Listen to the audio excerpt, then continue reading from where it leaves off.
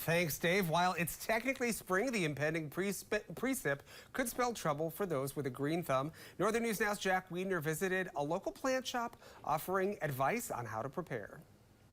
Throughout the unseasonably warm winter, Growing Duluth says customers have been tempted to start planting early. I think people are getting antsy already to get things going, as much as we are also. We're kind of telling them to pump the brakes a little bit, and obviously what's coming up this weekend is the reason why. Recent high temperatures have caused some plants that are already in the ground, like perennials, to sprout early. Andrew Potter with Growing Duluth says things like tulips and daylilies are hardy, but they could require some extra care in the coming days. If you are worried about any of your little plants that maybe look too big for the snowfall we got coming, cover them with hay, cover them with like blankets. If you have larger plants, kind of secure them to a stake or even put like a bucket or something over the top of them. Co-owner Louise Koltroff says it's becoming easier to get plants started indoors. If you're interested in getting outdoor plants going, we're in the beginning stages of the seed planting and the propagations inside. Koltroff says their store offers high-tech options to help indoor growth.